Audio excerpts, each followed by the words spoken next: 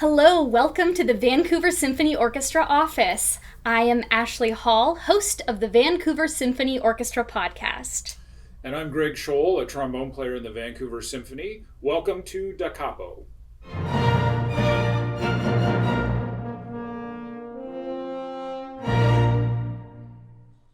We'll start today with the first composer of the evening, Wolfgang Amadeus Mozart, and what a man to talk about. That is true. That's a great place to start. You know, Mozart is widely considered to be the greatest musician of his day, a composer supreme in all forms that would include opera, symphony, concerto, chamber music, vocal, piano, choral, everything. Mozart really wrote it all, but he was also considered to be the finest organist, as well as pianist in Europe, and the finest conductor. He worked on it and could have been the finest violinist as well if he kept at it. There was literally nothing in music that he could not do better than anybody else. Wow. Yeah, he's certainly been mythologized in the centuries after his career. That is absolutely right. You know, there's a lot of things that we know about Mozart because there was a lot written about him and a lot that he wrote. He could write one piece while thinking out another one in his head. Wow. He could write out the parts to a string quartet without writing the score first. In other words, the score is what the composer or the conductor looks at that tells you what everybody's supposed to be doing in a piece at the same time. The score is how the music is organized. Well, Mozart could sit down and write out the individual parts without looking at that roadmap as to who was supposed to do what at any given moment. He just had it all very well organized in his head. Of course, he's very famous for being a child prodigy as well, with one of the most infamous stage parents of all time. Yes, his father Leopold left quite a mark on him. You know, Mozart only lived to be 35 years old. He was born in 1756 and he died in 1791. And he was one of the most exploited child prodigies in European history. Most of his time was spent with adults from a very young age. His general education was neglected. Prodigies often are developed or were developed by cultivating some specific talent at the expense of all others. Mm-hmm. And he was overpraised as a child in spite of the fact that he was amazing. This led to a warped childhood for him, which led to a warped adulthood. Mm-hmm. And if you look at his personal problems, that is in part the tragedy of Mozart. He grew up totally reliant upon his father, and as a result, he was unable to meet the demands of society and the demands of life. He never learned to rule himself. He could not maintain any sort of domestic order. He couldn't manage money. He didn't know how. He needed this guiding hand, and without it, he was his own worst enemy. Wow, that's so tragic and may have contributed to his eventual impoverishment and an early death. I think for sure. By the time he was 6 years old, he was already on tour. His father was already promoting him and having him travel all over the place. And Leopold had, I guess, an honorable goal for his son, and that was that eventually, when he was gone, his son would have a career, would be financially stable, would have financial security. But these goals were not met, and it's easy for people to blame Mozart himself for being a degenerate or what have you. Mm-hmm. But really, what we have here is a failure of parenting. You know, Leopold saw in his son and recognized in his son an amazing talent. But Leopold was unbending and was precise and was too prudent and too critical and too domineering. Mm-hmm. He was a prop for Wolfgang. He took care of him. He did things for him. He ran his career. But when that prop was removed by adulthood, that's when Mozart began to collapse. And some people theorize that there might even be an unconscious resentment of his father, of Leopold, on Wolfgang's part. That he wanted to express himself, but didn't know how, and had this sort of unconscious revolt against his father.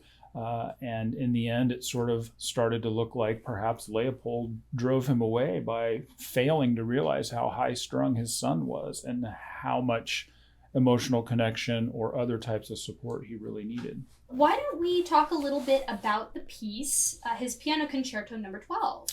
Yes, the Piano Concerto Number 12 was written in about 1782. It was part of a set of 3 piano concertos that went together. It is scored for piano, of course, but it can also be played on the harpsichord. It's scored for 2 oboes, 2 bassoons, which are optional, 2 horns, and then strings, which of course is a full complement of violins, violas, cellos, and double basses. With the lack of too many wind instruments, this is a great piece for our orchestra to be playing at this time when we're performing with reduced numbers. Absolutely. And didn't he also arrange it to be performed just as a quattro with a string quartet and piano? Yes, that is exactly right. Like all 3 of these early Vienna concertos, they're called. I think it's 10, 11, and 12, although I'm not sure. I think you're right. It's a modest work that can be performed with just a string quartet and a keyboard, and they call that a quattro.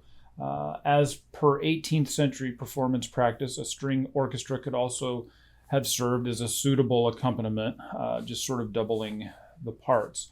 I would also add that there's sort of a modest nature and scoring of this concerto. It's not one that has, I would say, a lot of frills in terms of some of the other the other concerti that Mozart wrote. So for that reason, it kind of stands out amongst all the others. The second movement is notable for its quotation of a theme from Johann Christian Bach, a relative. A mentor of his. There you go. That's Mozart's former mentor in London, who had just died on the 1st of January, 1782. Mozart wrote back to his father concerning Bach's death, saying, "What a loss to the musical world." And some people regard the Moving Andante movement of this concerto as a musical epitaph by this younger man, Mozart, towards the old master. So let's take a moment then, since this is the piano concerto, to talk about the piano as an instrument. I think everyone knows that a piano is creating noise by way of some strings that are strung inside, usually 3 strings per note. And these strings are strung together under great pressure across the frame of the piano. And what happens is those strings vibrate, and that's what makes the noise. However, the piano is not a stringed instrument. It's not considered a member of the string family. And that's because the strings are struck by little hammers that pop up and down underneath the piano cover.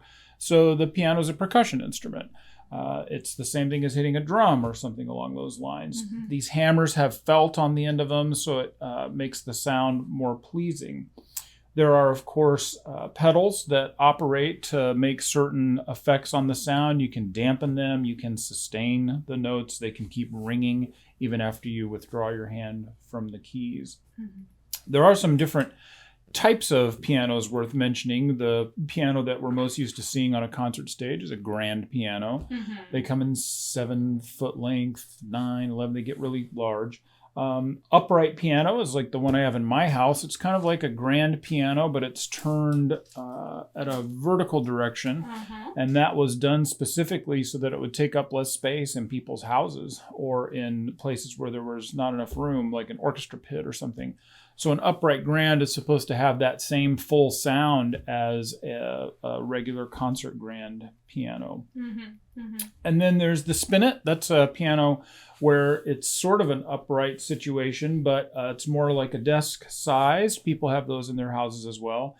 The strings still have to be long, right? But instead of arrayed in a, I don't know how to say this, all completely flat, they're crossed over each other in some of these pianos. So that they don't take up as much vertical space. Exactly right. And what that means is they vibrate a little differently. So the sound of a spinet might be less loud or have less sustain or reverb than a grand piano. Right. Yeah. And of course, Mozart would have been composing on a forte piano, which is sort of an early version of what a modern piano is. That's absolutely right. The pianoforte sort of came first, and that name just means soft, loud, which tells you what they were going for as they started to design more and more pianos that got closer to the grand piano that we know today.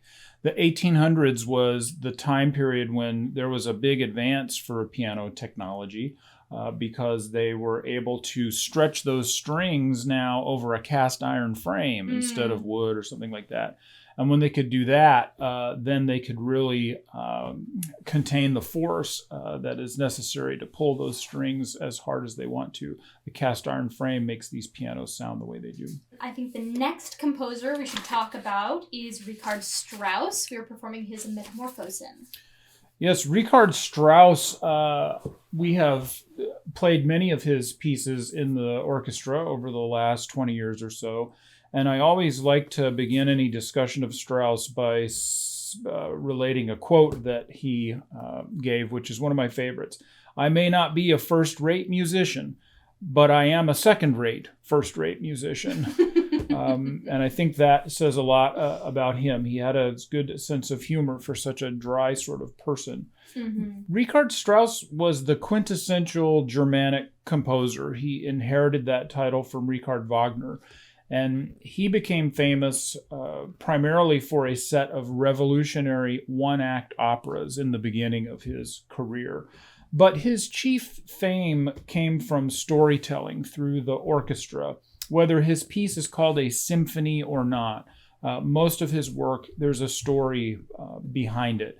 And the other thing that Ricard Strauss brings to the table is his unsurpassed handling of musical instruments, both in solo qualities of the way solos are handled or played in the scores, and massed effects of all the instruments playing together. Right. And of course his storytelling through music is facilitated by the form of the tone poem. Ricard Strauss would use a Germanic or other legend for some kind of thematic subject for his work. And instead of having a symphony, for instance, that is composed according to a plan of using 4 movements, you're going to have the first movement, and then you're going to have the slow movement, and then you're going to have the rondo or something like that.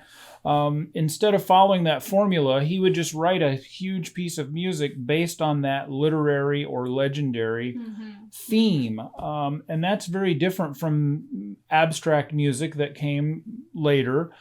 This is programmatic music, where the theme is presented through musical ideas, sometimes even like an onomatopoeia. A musical phrase will sound like a bird or something like that. Right, you can hear that a lot in his Merry Pranks of Till Eulenspiegel, with the laughing of the oboe and the birds and things. That's right. There's instruments sort of thumbing their nose at each other in that music.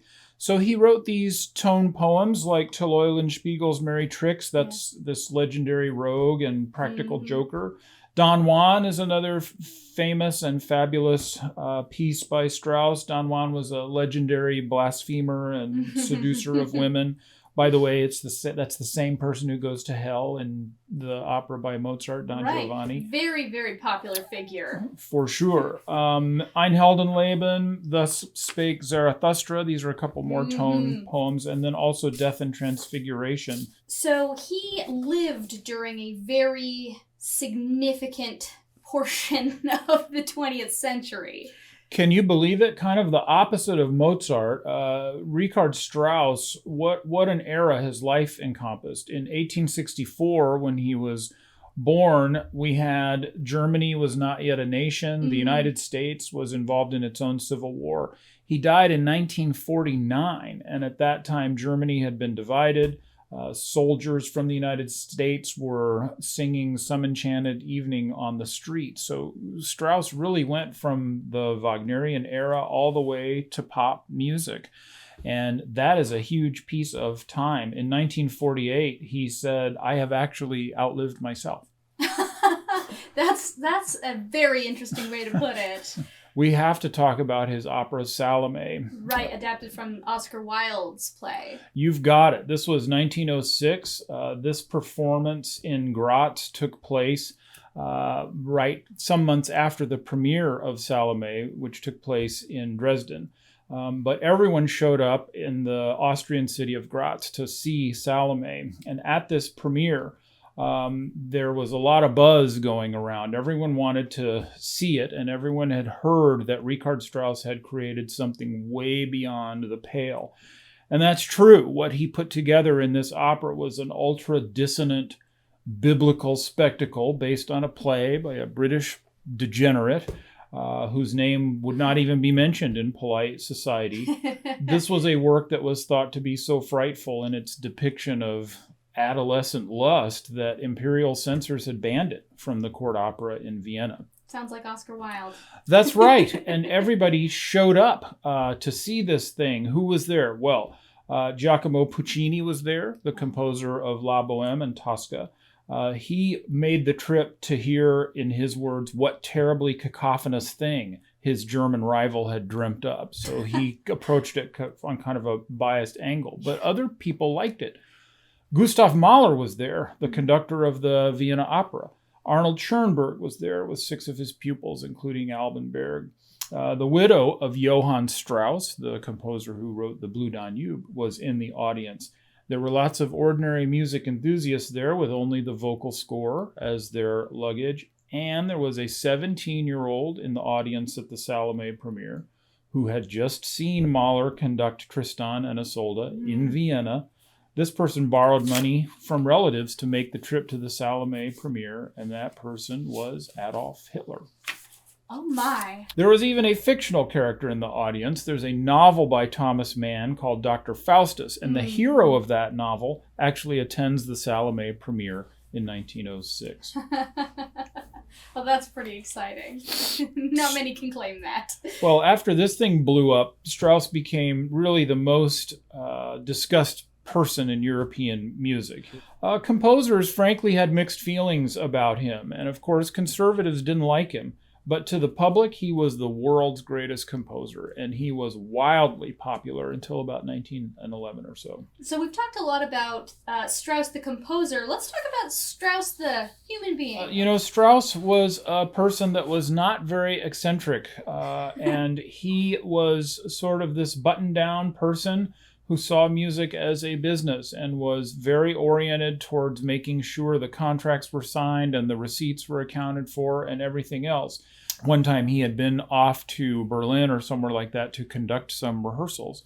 And when he came back home, his little son ran up to him on the train platform and embraced him and said, "Daddy, how much did you get paid for your rehearsals in Berlin?" And Strauss, with tears in his eyes, said, "Now I know you are a true son of mine." Aw.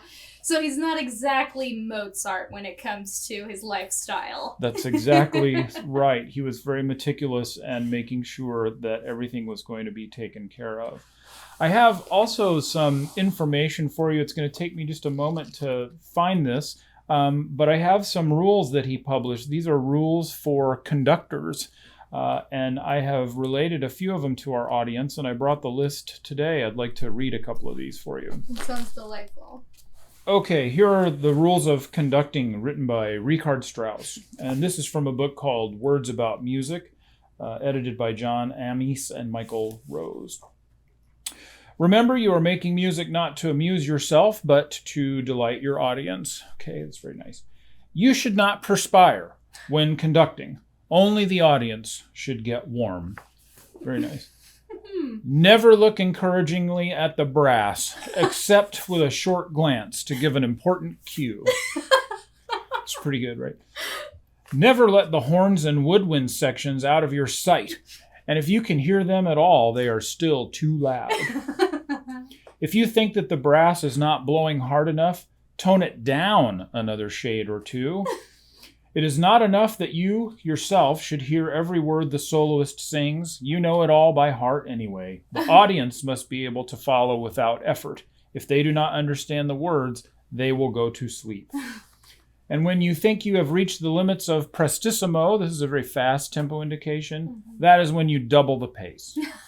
Advice for conductors. That's very fun. I'm sure you're feeling a few of those as a trombone player. That's absolutely right. Well, that's just delightful. So let's talk now about the Peace Metamorphosis.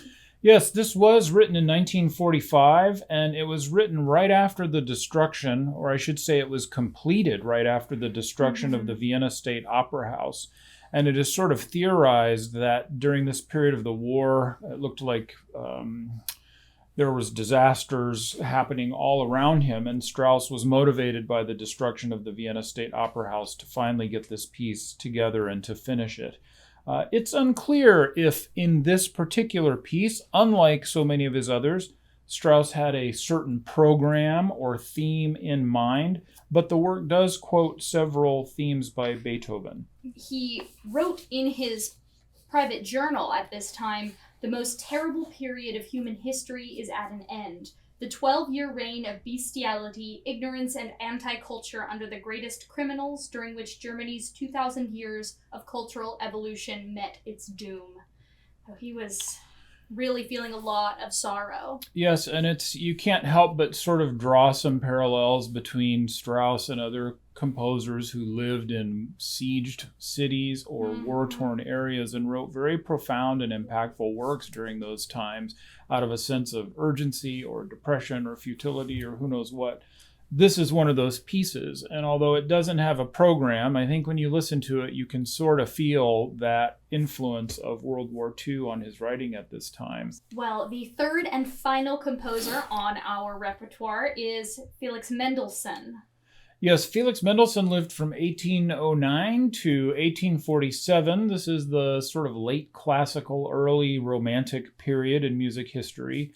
And Mozart was a prodigy, but let me tell you, Felix Mendelssohn was the real deal. He was the prodigy of prodigies. Yes, I think he was considered to be far more precocious than Mozart was as a young musician. For sure. I mean, one thing that separates them is that Mendelssohn's family was quite wealthy, and he, as a child, was educated by both of his parents. His mother was a musician and artist.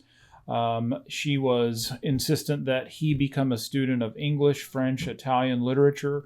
He read Homer in the original Greek as a child. Mendelssohn's father was a very cultured and literate person, and these parents directly supervised their children's education. They were very serious about it. Felix was made to rise at 5 a.m. and study music, history, Greek, Latin, natural science, contemporary literature, and drawing. And he thrived on this regimen, and he kept it throughout his entire life. He had a very talented sister named Fanny, who was said to have Bach fugue fingers when she was born. I guess they were long or something like that. And in fact, she memorized Bach's Well-Tempered Clavier book in its entirety at age 13. Remarkable. So that's yet another connection to Mozart, is having a very talented sister as well, who unfortunately was not permitted to go on to have an adult career as a musician. Absolutely. What a difference. And I can't say that it makes a difference that it was 50 years later or something like that. It could be that Mendelssohn's parents were just a little bit more progressive, if you will. By age 9, Mendelssohn was performing piano in public, but he was not exploited the same way that Mozart was. In fact, his parents had doubts about him being a musician as a choice for his career. But it turns out that he was just too good for anybody to stop it. At age 16, he had composed 4 operas, some concertos, some symphonies, cantatas, and piano works. And I like to compare that to what I was doing at age 16. It's not a very favorable comparison. Oh. I should also mention, though, and this is an important fact, as a young person who was writing music, Mendelssohn was different than young or adult composers to this day. And that is because his music was played by orchestras that were hired to do it by his parents. And you can compare that to composition students, whether they're in college or younger or older today. We live in a world where even professional composers or educators write music and never hear what it sounds like because it's too expensive to hire someone to come and play the works. Well, Mendelssohn got to try out all kinds of ideas and hear what it sounded like, and that helped him develop into just a flawless technician when it comes to writing for orchestras. Felix Mendelssohn was a brilliant orchestrator, perhaps from having his work played from the beginning. The things that he wrote, he got to hear them. Orchestration is the way that a composer decides who's going to do what in a musical work. What instruments are going to play the theme, who's going to provide counterpoint or harmony or these things, who's going to rest, who's going to play. This is all orchestration. How big or small is the group going to be? And Mendelssohn was really good at this. His method is referred to as the golden mean. And what that amounts to is he used exactly what he had to use and no more. But what he did use, he used with great taste and skill and imagination. The golden mean is used to refer to his orchestration, but it really just means that he got it exactly right. He gave just the right amount of material to just the right instruments, never any more, and let them sort of run with it. He was very interested in his the history of music and the musicians and composers that came before him, and actually had a lot to do with the revival of J.S. Bach. Yes, Mendelssohn did his homework and did it with glee, and especially when it comes to the music of J.S. Bach.